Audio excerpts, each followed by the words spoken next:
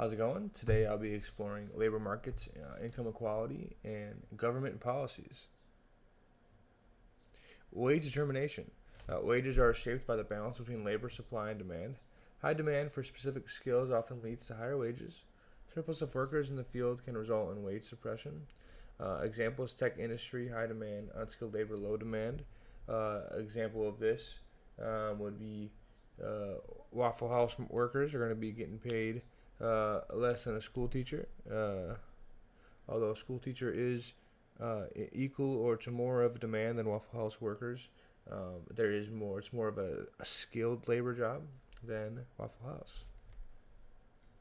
Wage determination factors in institutions. Minimum wage laws set a baseline for workers' earnings. Unions negotiate better wages, benefits, and working conditions. Productivity and education levels significantly impact wages. Imperfect competition can distort wage settings. So it's pretty obvious that minimum wage is different in many different states, which is the baseline for the minimum you can get paid for each state. And then we have unions who negotiate better wages, benefits, and working conditions. Unions you see in maybe like factory jobs, kind of maybe like a FedEx worker or something like that along those lines.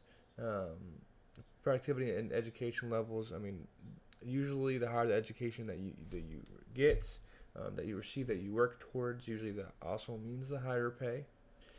And imperfect competition, when a certain company or business is kind of monopolized, this will definitely distort those wage settings there. Employment discrimination, gender wage gap persists globally, often in male-dominated fields. Um, this statistic is often can be, um, you know, not 100% true all the times. Sometimes it doesn't take in consideration uh, leave time. Sometimes it doesn't take into consideration um, the type of skills like for the job. Sometimes it doesn't compare even the same job, but it really just depends on the job. Racial discrimination limits access to higher paying opportunities. Sometimes with racial discrimination, it's unfortunately the world we live in. But hopefully we can come to a time where everybody is truly equal. Age biases impacts both younger job seekers and older workers. Definitely age.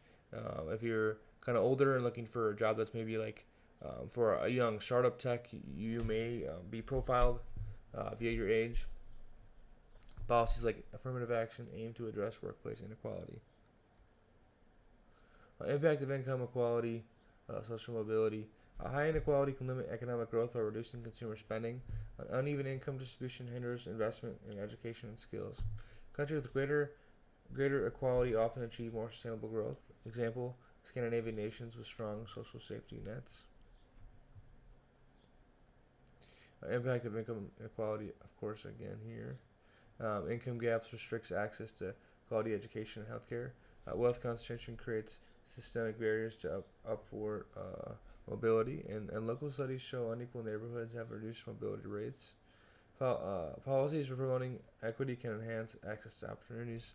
The more quote unquote equity you have, the more opportunities you also have.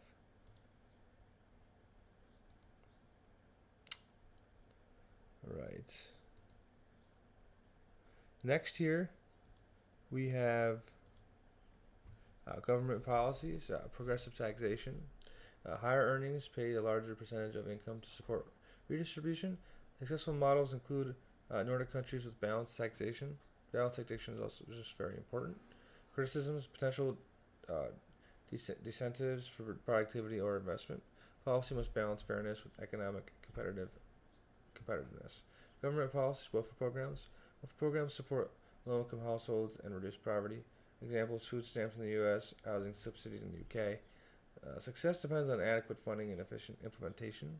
Opponents cite concerns about dependency and misuse of resources. Misuse of resources are often a big question mark. Is the government spending the right amount of money? Are food stamps going for towards what food stamps are supposed to go for? And things like in that case. More government policies here. Minimum wage reduces income equality among low wage workers. Countries with higher minimum wage often see reduced poverty levels. and risks potential job losses if wages exceed productivity levels. Balanced wage policies aim to support workers without harming employers. Appreciate you guys watching this presentation. Have a great day.